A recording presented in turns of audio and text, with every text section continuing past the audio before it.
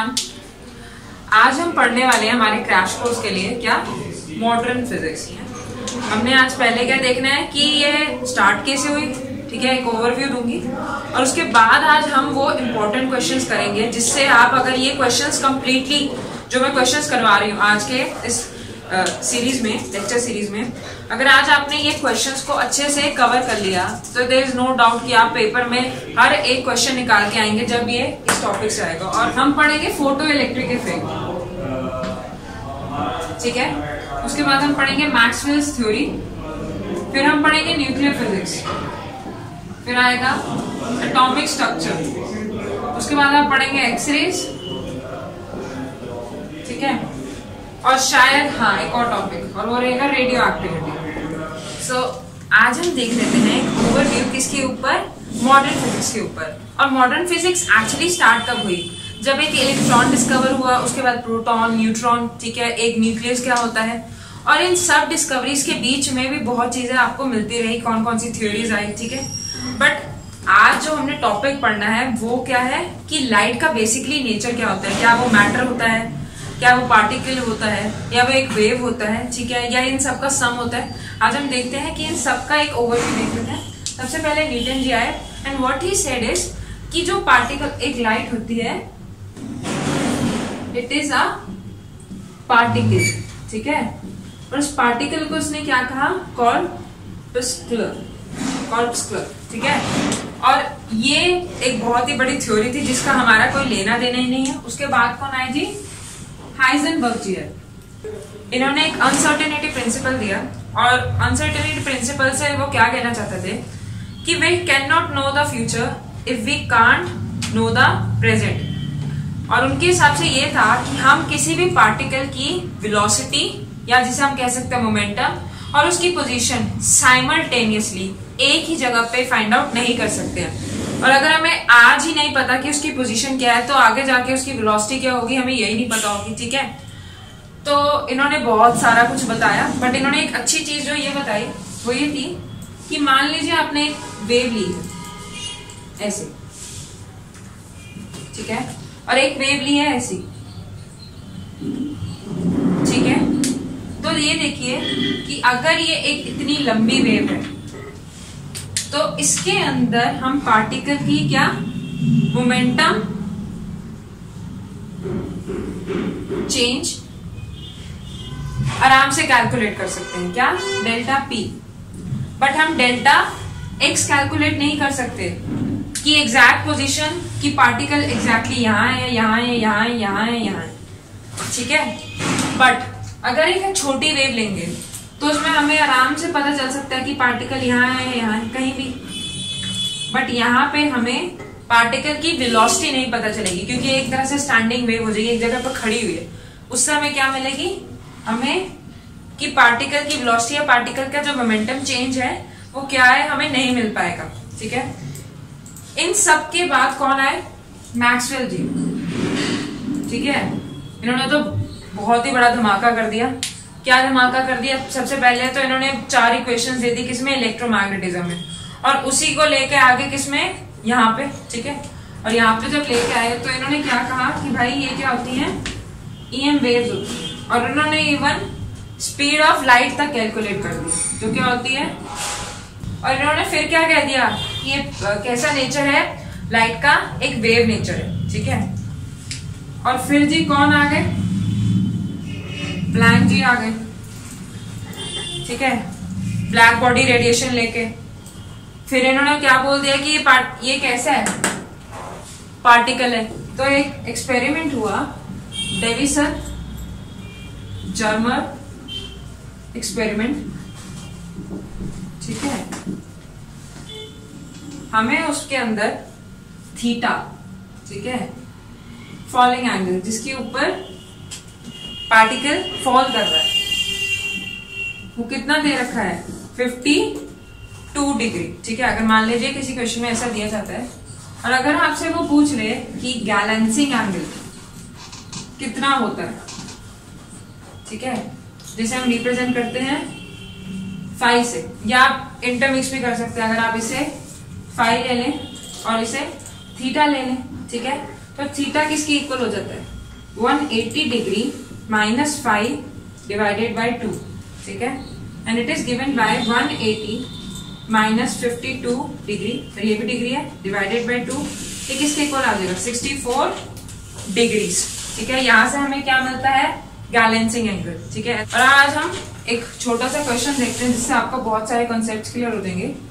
ये देखिए क्वेश्चन है और वो क्या कहता है, a certain mass of hydrogen atom is changed to helium by the process of fusion and mass defect is given this, और हमें एनर्जी लिबरेटेड पर AMU क्या होगी वो निकालना, ठीक है। अब पहले ये देख लीजिए, सबसे पहले ये बेसिकली क्वेश्चन कहना क्या चाह रहा है कि 4 हीलियम क्या होता है, ठीक है, किससे बना ये हाइड्रोजन एटम से, और फ्यूजन हो रही है मतलब बहुत सारे एटम्स मिलके एक बड़ा एटम बना रहे हैं जिसका मास इन छोटे एटम से कहीं ज्यादा होगा, ठीक है।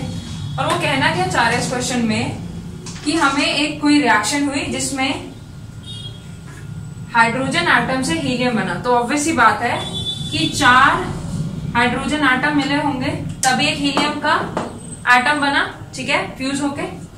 और हमें इस क्वेश्चन में मास डिफेक्ट क्या होता है, mass defect is basically mass lost, ठीक है।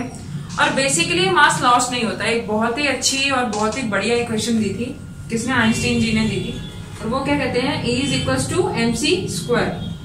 और इस इक्वेशन के हिसाब से वो क्या कहना चाह रहे हैं कि जब भी कोई रिएक्शन होती है जिसके अंदर एनर्जी रिलीज होती है, तो जो वो एनर्जी रिलीज होती है वो कहां से होती है, मास के बेसिस पे। कुछ पार्ट मास का किस में कन्वर्ट हो जाता है, एनर्जी में कन्वर्ट हो जाता है, ठीक है। और इसी को हमने पढ़ना है, हमें ये दे रखा है और बेसिकली हमें इस चीज को पढ़ना है, ठीक है। और एक कोई भी अगर एटम होता है उसकी क्या होती है बाइंडिंग एनर्जी।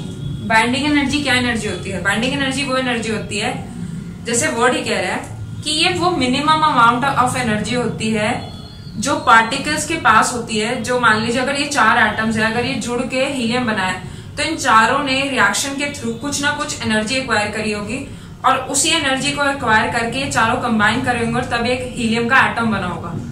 तो वो बाइंडिंग एनर्जी है, मतलब कि उन चारों को मिलके एक बड़े एटम बनने के लिए जो energy, minimum amount of energy चाहिए होती है, उसे हम क्या कहते हैं बाइंडिंग एनर्जी, ठीक है। और एक बात को हमेशा ध्यान में रखिएगा कि जब आप बाइंडिंग एनर्जी पढ़ रहे हैं तो वहां पे हम 2-3 फॉर्मूला यूज कर सकते हैं। मान लीजिए अगर एक इक्वेशन है जिसके अंदर a + b gives x + y, ठीक है, तो यहाँ पे binding energy is given bye E B, ठीक है, and it's given by mass of x, mass of what, मान लीजिए x ही बनता है, ठीक है, तो ये क्या बन जाएगा mass of a plus mass of b minus mass of x into c², ठीक है। जैसे यहाँ पे हो रहा है, यहाँ पे a और b की जगह क्या आ जाएगा हाइड्रोजन, और यहाँ पे प्लस c d भी क्या होंगे हाइड्रोजन, और यहाँ पे x क्या हो जाएगा हीलियम, ठीक है।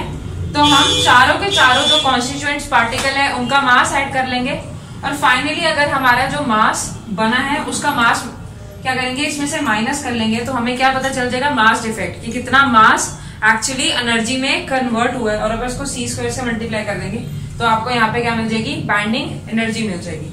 और हमें यहीं पे क्या निकालना है बाइंडिंग एनर्जी पर न्यूक्लियन, कि एक न्यूक्लियन टोटल की तो हमें दे ही रखी है कि टोटल मास डिफेक्ट कितना है। और अगर हमें यहीं से देख लेते हैं टोटल मास डिफेक्ट कितना दे रखा है 0.02886 म्यू, ठीक है।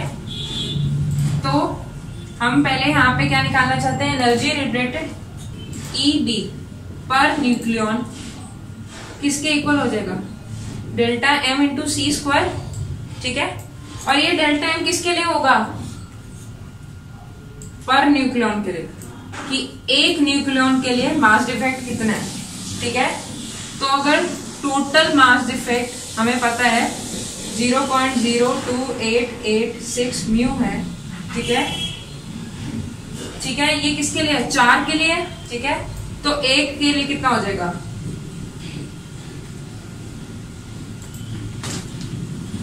डिवाइडेड बाय 4, ठीक है, इंटू म्यू।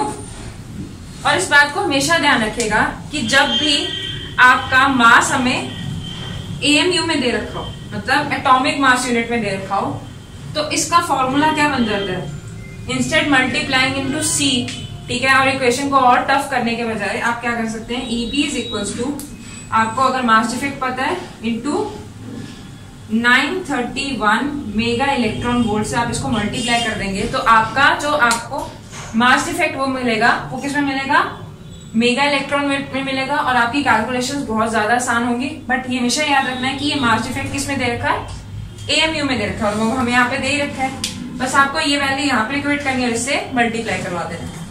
ये किसके इक्वल मिल जाएगा हमें, 6.675 मेगा इलेक्ट्रॉन वोल्ट, ठीक है, यहाँ से आपको ये एनर्जी मिल गई। अब हम देख लेते हैं हमारा नेक्स्ट क्वेश्चन जो क्या कहता है, एक रॉक है जिसके अंदर X और Y नाम के दो पार्टिकल्स रहे होंगे, ठीक है, और बेसिकली जो X है वो Y में क्या करता है, डिके करता है।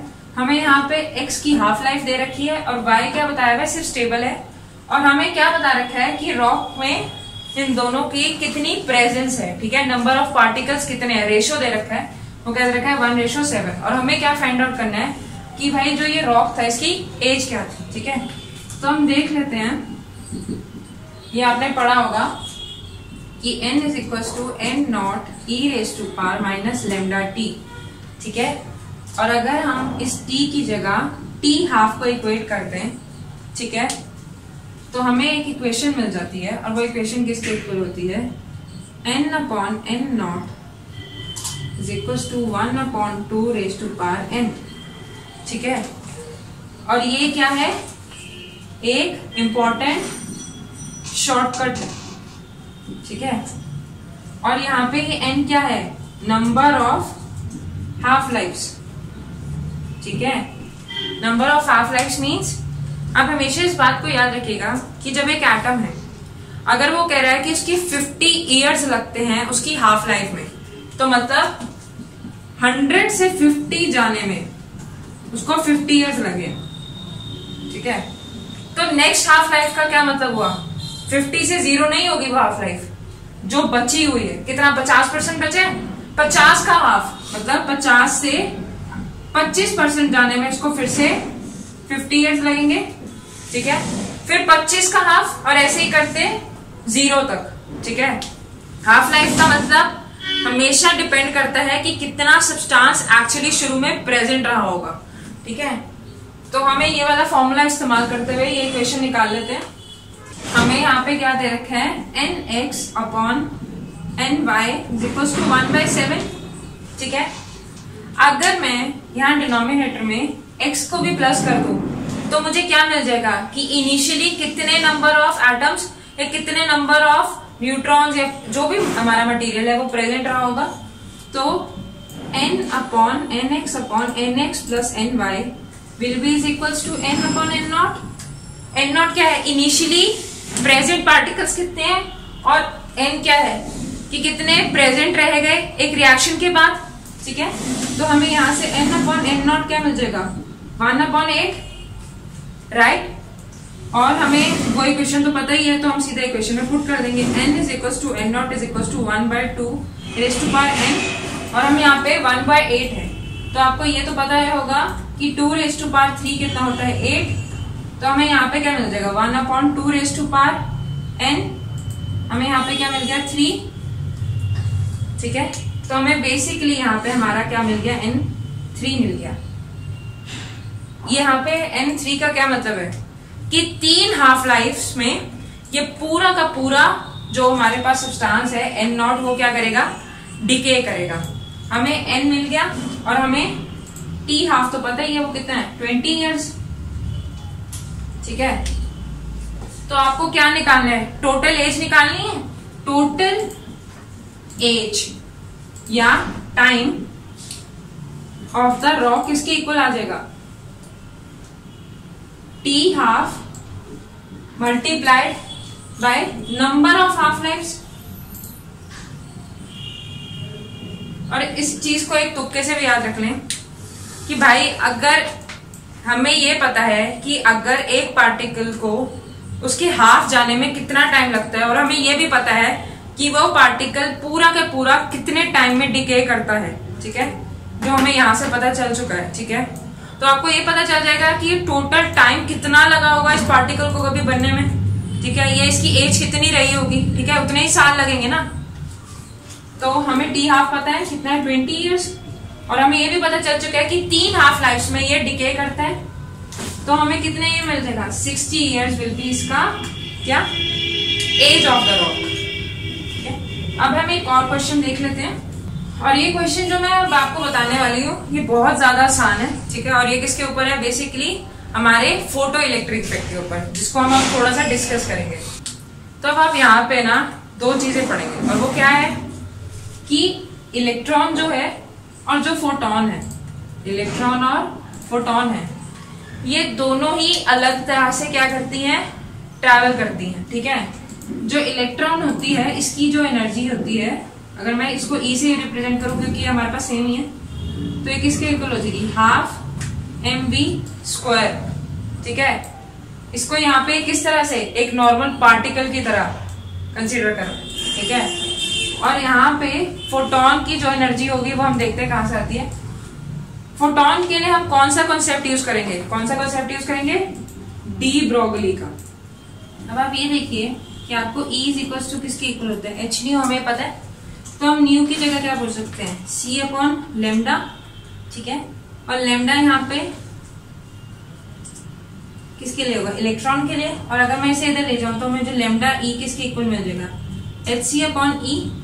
ठीक है, और ये सेम फॉर्म जब यहाँ पे लगाएंगे तो क्या होगा, lambda is equal to H upon P। ठीक है, और आपको ये पता ही है कि P is equal to √2mE होता है। ठीक है, और ये और E is equal to half mv²। ठीक है, अगर मैं ये कर दूं, इसको m से मल्टीप्लाई कर दूं और डिवाइड कर दूं, तो ये क्या हो जाएगा, p²E। तो ये किसके इक्वल हो जाएगा, 2mE is equal to p², और p is equal to √2mE मिल जाएगा। ठीक है, ये चीज मिल जाएगी आपको। वैसे ये वैल्यू को आप यहाँ पे इक्वेट कर दीजिए, ये मुझे फोटोन के लिए मिलेगी। अब मुझे क्या करना है, इसके और इसके बीच में क्या करना है, रिलेशनशिप फाइंड आउट करना है। तो मैं क्या करूंगी, फोटोन की एनर्जी को स्क्वायर कर दूंगी, होल स्क्वायर कर दूंगी। ये किसके इक्वल है, lambda p is equal to H upon √2mE। ठीक है, अगर मैं दोनों साइड को स्क्वायर कर दूं, स्क्वायरिंग बोथ साइड्स, तो लेमडा पी होल स्क्वायर किसके इक्वल हो जाएगा, h² अपॉन √ हट जाएगा 2mE। ठीक है, if E is equal to H nu, तो HC अपॉन लेमडा क्या हो जाएगा, P, लेमडा P किसके इक्वल हो जाएगा, HC upon E, and E किसके इक्वल हो जाएगा, HC अपॉन लेमडा P। अब इसको आप यहाँ पे इक्वेट कर दीजिए,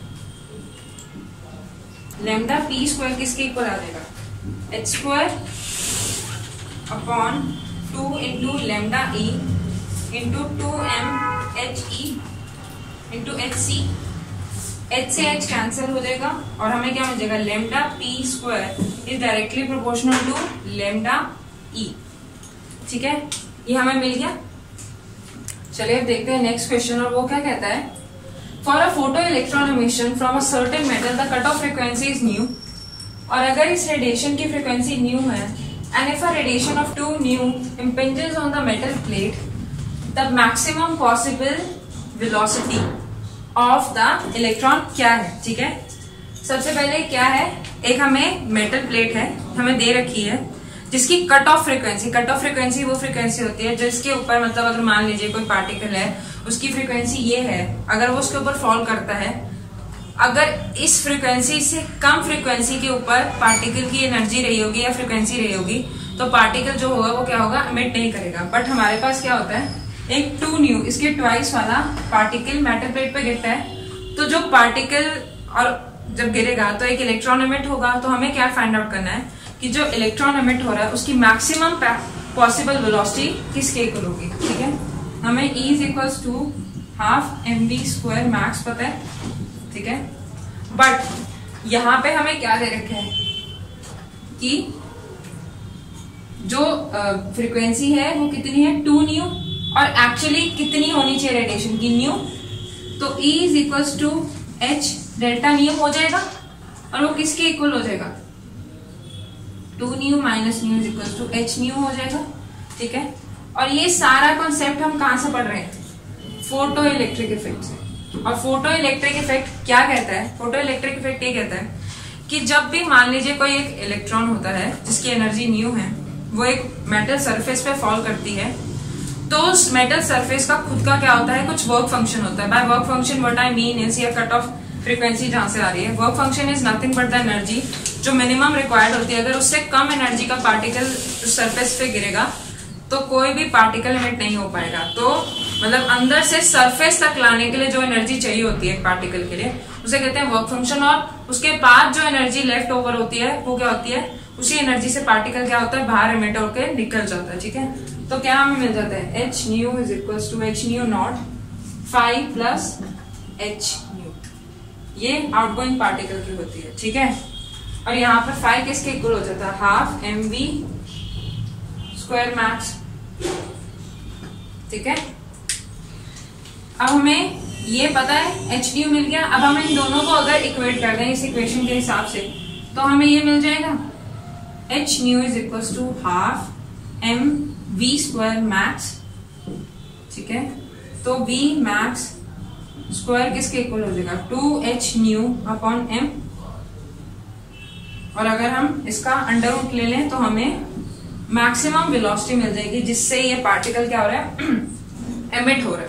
ठीक है, अब हम एक और ऐसा ही क्वेश्चन देख लेते हैं। हमें मैक्सिमम वेवलेंथ इन दोनों सीरीज की जो रेशियो होता है उसे फाइंड आउट करना है। ठीक है, और ये कहां पे आता है, एटॉमिक के अंदर। ठीक है, और ये सब चीजें किसके लिए पढ़ते हैं हम, हाइड्रोजन एटम के लिए। ठीक है जी, और जो लाइमन सीरीज होती है, आप सबको अगर ये ध्यान में ना हो तो मैं आपको फिर से एक बार याद देना चाहूंगी कि जो लाइमन और बार्मर सीरीज होती है वो किस रेंज में लाई करती है, किस चीज की रेंज में, इलेक्ट्रोमैग्नेटिक स्पेक्ट्रम की रेंज में। कहा लाई करती है, यूवी रेंज में। And so does Balmer series. Balmer series भी यूवी रेंज में ही फॉलो करती है। ठीक है, और हमें लाइमन सीरीज के लिए क्या पता है, 1 अपॉन lambda is equals to r times 1 upon n1 square minus 1 upon n2 square. ठीक है, और r यहाँ पे क्या है, रिडबर्ग्स कांस्टेंट। ठीक है, जिसकी वैल्यू यहाँ पे कोई हमें जरूरत नहीं होगी, हमें यहाँ पे बस n1 और n2 की वैल्यू पता होनी चाहिए। For Lyman series, Balmer series, Pfund, जितनी भी सीरीज होती हैं उन सब के लिए एक चीज को याद रखेगा कि maximum wavelength will correspond to the minimum energy difference. आप ये देखेंगे कि n1 तो लाइमन के लिए क्या रहेगा, 1 रहेगा। ठीक है, बाल्मर के लिए 2 रहेगा, और बाल्मर n1 किसके इक्वल होगा, 2 के, क्योंकि उसी में सब फॉल करेंगे। तो आपको एक और फॉर्मूला अगर याद ना हो तो याद दिलाना चाहूंगी, और वो फॉर्मूला ये है कि kinetic energy of a hydrogen atom किसके इक्वल होती है। एक छोटा सा शॉर्टकट है, अगर याद रख लेंगे तो बहुत ज्यादा काम आएगा, 13.6 अपॉन n स्क्वायर। और यहाँ पे साइन क्या रहेगा, पॉजिटिव, क्योंकि ये क्या है, काइनेटिक एनर्जी है। पोटेंशियल एनर्जी नेगेटिव होती है, काइनेटिक एनर्जी नेगेटिव नहीं होती है। और n स्क्वायर क्या यहाँ पे है कि वो किस ऑर्बिट में है। ठीक है, तो आप ये देखिए 13.6 डिवाइडेड बाय 1 कितना हो जाएगा, 13.6 इलेक्ट्रॉन वोल्ट। ठीक है, और सिमिलरली अगर यहाँ पे n2 हो जाए, for n is equals to 2, ये कितना हो जाएगा, 13.6 डिवाइडेड बाय 4, तो ये किसके इक्वल हो जाएगा, 3.4 इलेक्ट्रॉन वोल्ट।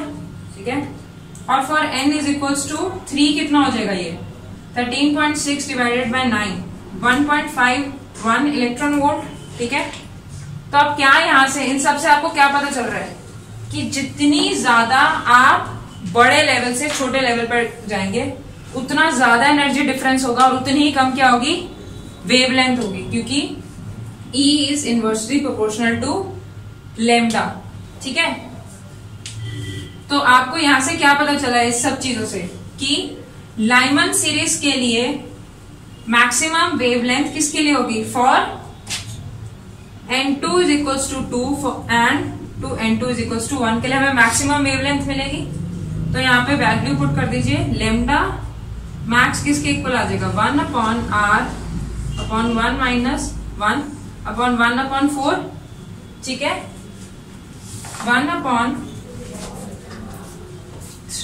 3r अपॉन 4 और 4 अपॉन 3r, ये हमें मिल जाएगा। और सिमिलरली हम किसके लिए कैलकुलेट कर लेंगे, बाल्मर सीरीज के लिए। और बाल्मर सीरीज के लिए आपको सिमिलरली यही फिनोमिनन यूज करना है। और उसके लिए हमें क्या मिल जाएगा, for n2 is equals to 3 to n1 is equals to 2 के लिए हमें क्या मिलेगी, मैक्सिमम वेवलेंथ मिलेगी। तो यहाँ पे lambda max will be is equals to 1 upon r upon 1 upon 4 square minus 1 upon 9 square, ठीक है। आपको यहाँ पे ये रेशियो फाइंड आउट करनी है, ठीक है। और अब हमें क्या फाइंड आउट करना है, अगर आप इसको b से रिप्रेजेंट कर दें और हमें L मैक्स ऑफ L भी पता है कि जो क्या है 3 अपॉन जो क्या है 4r अपॉन जो है 3r अपॉन 4, ठीक है। आप अगर इन दोनों की रेशियो ले लें तो हमें क्या मिल जाएगी, हमारा रिक्वायर्ड आंसर मिल जाएगा, ठीक है। हमें क्या चाहिए, lambda max for Lyman divided by lambda max upon Balmer, ये किसके इक्वल हो जाएगा, 1 upon r times of 1 minus 1 upon 4 and 1 divided by r times of 1 upon 4 minus 1 upon 9, ठीक है। अगर आप इन दोनों को सॉल्व कर लेंगे और r से r को कैंसिल कर देंगे जो हो ही जाएगा, तो आपको क्या मिल जाएगी 5/27, ठीक है। और ये सेम फिनोमेना वो कैसे पुट कर सकते हैं, आपको बाल्मर की जगह को फंड दे देंगे, कोई भी सीरीज दे देंगे, बस आपको हमेशा याद रखना है कि हमें मैक्सिमम वेवलेंथ कैसे रेशियो से मिलती है, एग्जैक्टली कैसे मिलती है। अगर लाइमन के लिए है तो उससे नेक्स्ट वाले से, बाल्मर है तो सेकेंड से थर्ड वाले के लिए, तो फंड है तो फिफ्थ से उससे नेक्स्ट वाले के लिए। इसी तरह का कॉन्सेप्ट यूज करके आप ऐसे क्वेश्चन पेपर में बहुत आसानी से निकाल सकते हैं। चलिए अब हम देख लेते हैं हमारा नेक्स्ट क्वेश्चन, जो कहता है कि स्पेक्ट्रम क्या है जिसके अंदर ये लाई करती है। आपको ये पता है E is equals to H C upon lambda होता है, और lambda is equals to H C upon E हो जाएगा। आपको एच सी अगर आपको एक जनरल रेफरेंस के लिए याद रख सकते हैं, वो किसके इक्वल होता है, 2 इंटू 10⁻⁻⁻25 डिवाइडेड बाय, आपको E की वैल्यू पता है जो है 15 इंटू 10⁻³ इलेक्ट्रॉन वोल्ट। तो अगर आप इसको सॉल्व करेंगे तो आपको लेमडा की वैल्यू यहाँ पे क्या मिल जाएगी, 0.826 angstrom, which is very very less than 100 angstrom, ठीक है। तो यहां से आपको ये क्या मिल जाएगा कि लेमडा किस रेंज में वैरी कर रहा होगा, lambda will be lying in X-ray region. जो ये हमारे मैक्सवेल जी थे, इन्होंने एक पूरा का पूरा एनर्जी रेंज दिया हुआ है, और ये एनर्जी रेंज मैं नेक्स्ट लेक्चर में डिस्कस भी करूंगी। और आप इसको अगर याद रखेंगे तो आपके लिए क्वेश्चंस बनाना और आसान हो जाएगा, क्योंकि ऐसे क्वेश्चंस डायरेक्टली पूछ ले जाते हैं। यहाँ पे आपको 15 किलो इलेक्ट्रॉन की वोल्ट की जगह वो कोई और एनर्जी रेंज दे देगा और आपसे डायरेक्टली पूछ लेगा कि ये कौन से एनर्जी रेंज में लाई करता है। अगर आपको इस तरह से आंसर, ये तो बहुत आसान है निकालना, अगर आपको ये पता है तो आप यहाँ से रीजन आराम से निकाल सकते हैं। अब हम एक और क्वेश्चन देख लेते हैं। आपको ये पता है कि यूरेनियम का ए क्या होता है, 238, और ए क्या रिप्रेजेंट करता है गाइस, ए रिप्रेजेंट करता है कि उसके एटम के अंदर कितने न्यूट्रॉन्स और कितने प्रोटॉन्स होते हैं। और ये नीचे वाली चीज क्या रिप्रेजेंट करती है, यस, और ये जेड क्या रिप्रेजेंट करता है कि भाई उसके अंदर कितने नंबर ऑफ प्रोटॉन्स हैं, ठीक है। और हर एटम में क्या नंबर ऑफ न्यूट्रॉन्स और प्रोटॉन्स इक्वल होते हैं, नहीं होते हैं। और जिनमें इक्वल होते हैं उन्हें क्या कहते हैं, उन्हें कहते हैं मैजिक नंबर, ठीक है। ये सब भी हम पढ़ेंगे जल्दी। किसमें जा रहा है, थोरियम में। अगर आपको मान लीजिए ऐसे कोई क्वेश्चन पूछ लेते हैं और अगर आपको ये नहीं पता कि थोरियम का ये और ये क्या है, अगर आपको यूरेनियम का पता है, ठीक है, तो आपको हीलियम का तो पता ही है कि हीलियम क्या होता है 4 और 2, बस यहाँ से माइनस कर दीजिए क्योंकि यहाँ पे कोई एनर्जी इन्होंने बोला नहीं कि कोई एनर्जी रिलीज हो रही है, तो ऑब्वियसली सारे के सारे ए और एक्स क्या रहेगा कंजर्व रहेगा यहाँ पे। तो ये क्या मिल जाएगा थोरियम 234 एंड 90। ठीक है, अब आप ये देखिए कि एक ही रिएक्शन हो रही है और आप जब ये रिएक्शंस पढ़ते हैं तो यहाँ पे कुछ लॉज लगते हैं। ठीक है, हर जो भी आप फिजिक्स पढ़ते हैं, पूरी फिजिक्स पढ़ते हैं, तो आपको हमेशा ये बात पता होती है कि हर एक जगह पे कोई ना कोई ऐसा लॉ होता है जो किसी ना किसी क्वांटिटी को कंजर्व करवा रहा होता है। हर जगह मास कंजर्व होना चाहिए, चार्ज कंजर्व होना चाहिए, एनर्जी कंजर्व होनी चाहिए, लीनियर मोमेंटम कंजर्व होना चाहिए और एंगुलर मोमेंटम कंजर्व होना चाहिए। तभी ऐसी इक्वेशंस क्या होती हैं पॉसिबल होती हैं और तभी ऐसे लॉज लग पाते हैं। तो अगर हम लगवाएं यहाँ पे कंजर्वेशन ऑफ लीनियर मोमेंटम, तो आपको क्या होना चाहिए कि मैग्नीट्यूड की बात करेंगे, डायरेक्शन की नहीं, और यहाँ पे साइन की वैल्यू की बात नहीं करेंगे, कि momentum of uranium must be is equal to momentum of thorium. ठीक है, ऐसा होना चाहिए। और हमें ये बात भी पता है कि अगर आप इसको लगाएं तो हमें क्या पता चल रहा है, mass of uranium is greater then mass of thorium, right. आपको यहां से k किसके इक्वल मिल जाएगा, p²/2m, और p will be is equal to √2me और k will be inversely proportional to m। ठीक है, कि जिस भी पार्टिकल का मास ज्यादा होगा उसकी काइनेटिक एनर्जी क्या होगी, उतनी कम होगी। ठीक है, और हमें ये तो पता ही है कि mass of uranium is greater then mass of thorium. तो आपको यहां से क्या पता चलेगा कि kinetic energy of what, thorium will be greater than kinetic energy of uranium. Right guys, यहां से आपको ये पता चल गया। अब हम एक और क्वेश्चन देख लेते हैं इसी कॉन्सेप्ट के ऊपर, कि हमें एक पार्टिकल दे रखा है जिसकी वेवलेंथ हमें पता है और वो इंसिडेंट किस पे कर रहा है, एक मेटल सरफेस पे जिसका वेव फंक्शन दे रखा है, और उसे हमने क्या निकालनी है कि उसकी डी ब्रॉगली वेवलेंथ क्या होती है। ठीक है, यहाँ पे हम दो शॉर्टकट्स को याद कर लेंगे किन क्वेश्चंस के लिए, जिन क्वेश्चंस में फोटो इलेक्ट्रिक इफेक्ट लगता है। ठीक है, और वो क्या क्या है कि आपको अगर एनर्जी, अगर आपको लैम्डा पता है, फ्रीक्वेंसी पता है, तो वहां से आप डायरेक्टली काइनेटिक एनर्जी या जो ई है यहाँ का इक्वेशन में निकाल सकते हैं, जो बहुत ही आसान है। वो किसके इक्वल है, 12400 डिवाइडेड बाय लैम्डा। अगर लैम्डा एंगस्ट्रॉम में दे रखा है, ठीक है, अगर आपको कोई भी वेवलेंथ पता है उसको आप एंगस्ट्रॉम में कन्वर्ट कर लीजिए और उसे इससे डिवाइड कर लेंगे, तो आपको जो एनर्जी मिलेगी वो किसमें मिलेगी, इलेक्ट्रॉन वोल्ट में। और सिमिलरली अगर आपको फ्रीक्वेंसी पता है तो आपको क्या फॉर्मूला लगाना है, E is equal to 4.136 into 10⁻⁻15 into that frequency. ठीक है, तो आपको फिर से जो एनर्जी मिलेगी वो किसमें मिल जाएगी, इलेक्ट्रॉन वोल्ट में। ठीक है, अब यहाँ से हमें क्या पता चलता है कि जब हमें फ्रीक्वेंसी दे रखी हो तो हम तब भी एनर्जी को निकाल सकते हैं इलेक्ट्रॉन वोल्ट की रेंज में, अगर हम इस फैक्टर से मल्टीप्लाई करवा दें। ठीक है, तो अब हम यहाँ पे कौन सा कॉन्सेप्ट यूज करना है, क्योंकि हमें लैम्डा निकालना है, हम ये वाला कॉन्सेप्ट यूज कर लें।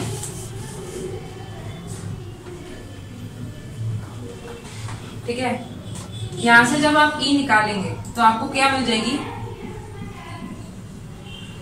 आपको ये 500 नैनोमीटर दे रखा है, अगर इसको आप एंगस्ट्रॉम में कन्वर्ट करेंगे तो ये क्या हो जाएगा, तो यहाँ पे आपको आंसर क्या मिल जाएगा, 2.48 इलेक्ट्रॉन वोल्ट। ठीक है जी, अब अगर हम यूज करें क्या फॉर्मूला, कि E is equal to 5 plus kinetic energy max. ठीक है जी, और हमें यहाँ पे वेव फंक्शन दे रखा है, इसकी वैल्यू आपको हमने यहाँ पे निकाली ली, आपको ये मिल जाएगा, E-5 कर दो, 0.20 इलेक्ट्रॉन वोल्ट हमारी वैल्यू आ जाएगी।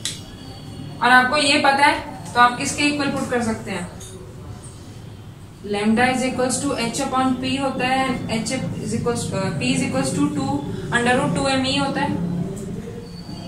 बस अब यहाँ पे आपको h की वैल्यू पता है जो क्या होती है, 6.63 इंटू 10⁻⁻34 जूल सेकेंड। ठीक है, मास की वैल्यू आपको पता ही है, आपको एनर्जी की वैल्यू मिल गई, आप यहाँ पे लेमडा निकालेंगे तो लेमडा किसके इक्वल होगा 2.8 इंटू 10⁻⁻⁹ मीटर्स। ठीक है, ये क्वेश्चन बहुत ही ज्यादा कॉम्प्लिकेटेड लग सकता है कि आपको ये कैसे निकालना है, बट अगर आपको इस तरह के शॉर्टकट्स को आप याद रख लें तो आपके लिए बहुत आसानी होगी। और एक और बात को याद रखिएगा कि अगर मान लीजिए यहाँ पे लेमडा की जगह आपको फ्रीक्वेंसी दी जाए तब भी आप यहाँ से ई की वैल्यू निकाल सकते हैं, जो हमने इक्वेशन लर्न करी थी अभी उसके लिए। ठीक है, अब हम एक और क्वेश्चन ही देख लेते हैं फोटो इलेक्ट्रिक इफेक्ट के ऊपर। और इस क्वेश्चन में इसने क्या दिया है कि दो सरफेस हैं जिसके हमें, एक सरफेस है जिसके ऊपर दो क्या करती हैं डिफरेंट वेवलेंथ्स गिरती हैं, और उन दोनों वेवलेंथ्स की एनर्जी में हमें डिफरेंस दे रखा है कि सेकंड वाली 3 टाइम्स है पहली वाली के, तो हमें यहाँ पे सरफेस का क्या वेव फंक्शन है, ओरिजिनल सरफेस तो वही है, उसका वेव फंक्शन एक ही होगा, वो निकालना है। ठीक है, तो अब यहाँ पे आप क्या लिखेंगे, energy will be is equals to hc upon lambda minus 5। ठीक है, फ्रॉम फोटो इलेक्ट्रिक इफेक्ट। ये किसके लिए आ जाएगा, पहले वाले केस के लिए, और इसे आप ke1 से भी रिप्रेजेंट कर सकते हैं। ठीक है, और जब दूसरी वाली वेवलेंथ गिरेगी जो किसके इक्वल होगी, kinetic energy of 2 will be is equals to hc upon lambda by 2 minus 5 तो सेम ही है, तो ये आ जाएगा 2hc अपॉन लेमडा माइनस 5। ये सेकेंड इक्वेशन आ गई। और आपको एक और हमें पार्ट दे रखा है कि kinetic energy in 2 is 3 times of kinetic energy of 1। ठीक है, बस आपको क्या करना है, ये वाली और ये वाली इक्वेशन को यहाँ पुट कर दीजिए कि twice of hc upon lambda minus 5 will be is equals to 3 times of hc upon lambda minus 5। ठीक है, आपको यहां से क्या मिल जाएगा, 2 times of 5 is equals to hc upon lambda, 5 की वैल्यू मिल गई यहां से। बस बहुत आसान है। ठीक है, ऐसे ही आपने क्वेश्चंस को फटाफट सॉल्व करना है, हमेशा ध्यान में रखते हुए कि क्या गिवन है, राइट। और आपको इन सब चीजों को सॉल्व करने से पहले आपको अपना क्या क्लियर करना है कि फोटो इलेक्ट्रिक इफेक्ट बेसिकली बताना क्या चाह रहा है।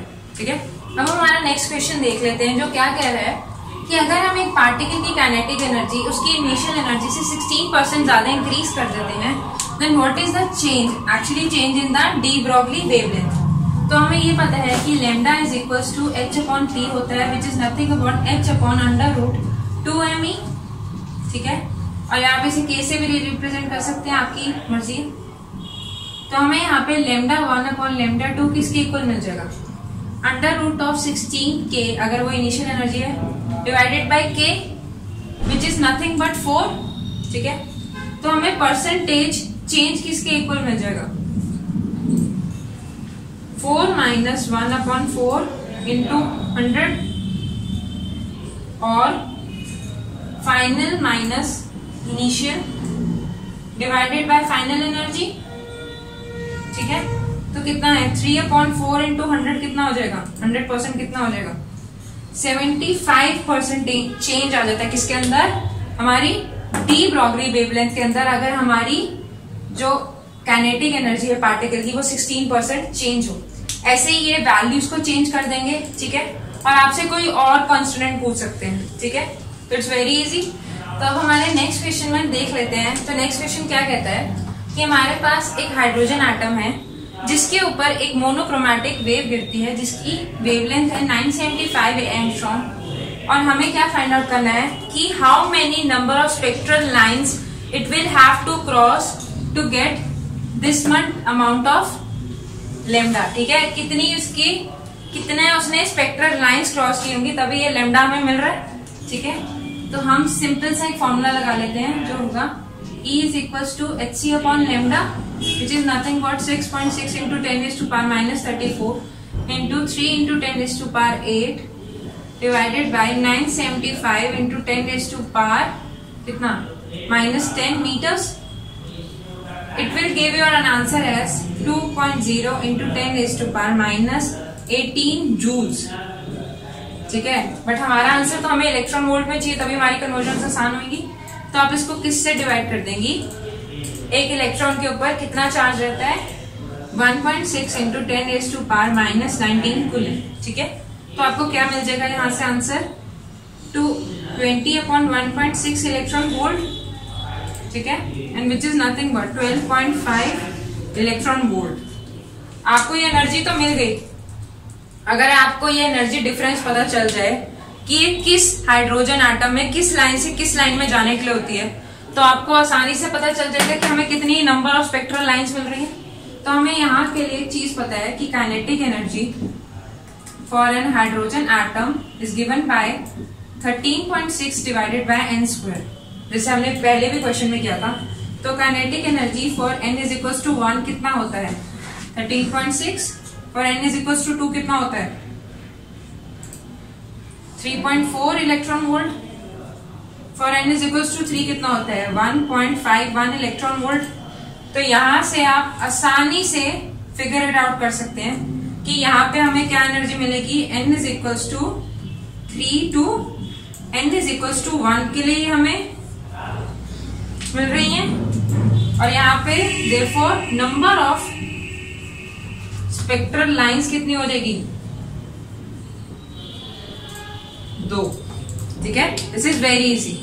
आपने क्या करा है, सीधा एनर्जी के फॉर्मूले में लेमडा की वैल्यू पुट करी, उसे इलेक्ट्रॉन वोल्ट में कन्वर्ट किया, एंड फाइनली आपने इस कॉन्सेप्ट को यूज करते हो। और इस कॉन्सेप्ट को आप याद ही कर लें क्योंकि बहुत ज्यादा काम आने वाला है और भी क्वेश्चंस में। वहां से आपने नंबर ऑफ स्पेक्ट्रल लाइंस को कैलकुलेट कर लिया। अब कुछ क्वेश्चंस ऐसे आ जाते हैं जो आपकी बेसिक नॉलेज को टेस्ट करते हैं, ठीक है, कि आपको क्या न्यूक्लियर फिजिक्स पता भी है कि है क्या, ठीक है। अब ऐसे एक क्वेश्चन है, मान लीजिए हमारे पास रेडॉन है, ठीक है, जिसका A है 226, ठीक है, और उसका हमारे पास Z क्या है 88। तो आपसे ये पूछ रहा है कि इसमें नंबर ऑफ न्यूट्रॉन्स और नंबर ऑफ प्रोटॉन्स कितने होते हैं, ठीक है। आपको ये बात हमेशा पता होनी चाहिए भी किसी भी एलिमेंट के लिए कि ये क्या रिप्रेजेंट करता है, नंबर ऑफ प्रोटॉन्स रिप्रेजेंट करता है। तो आपके पास Z कितना आ जाएगा 88, इसमें से इसको माइनस कर दीजिए तो आपके पास नंबर ऑफ न्यूट्रॉन्स आ जाएंगे, विच इज नथिंग बट 138, ठीक है। इसी तरह आप और भी बहुत सारे कॉन्सेप्ट्स समझेंगे मेरे नेक्स्ट वीडियो में, और इस वीडियो में आपने बहुत सारे क्वेश्चंस रिवाइज करें। अगर आप इन सब क्वेश्चंस को अच्छे से रिवाइज कर लें और जो टॉपिक्स आपके नेक्स्ट वीडियो में कवर होंगे regarding modern physics, nuclear physics, atomic physics, I am very very sure कि आपको और कुछ पढ़ने की जरूरत नहीं पड़ेगी फॉर मॉडर्न फिजिक्स। और स्पेशली नेट वालों के लिए 3 to 5 क्वेश्चंस फुल, ठीक है। 3 to 5 questions is like 20 marks. अगर आप इस वीडियो को ढंग से पढ़ लें, ढंग से समझ लें, it's nothing going out of your hand. और इन्हीं सब चीजों को और समझने के लिए, और अगर आपको कोई प्रॉब्लम है हमारे कमेंट सेक्शन में कमेंट कीजिए, हमें लाइक कीजिए, सब्सक्राइब कीजिए और हमारे ब्लॉग पे भी कमेंट कीजिए। Thank you.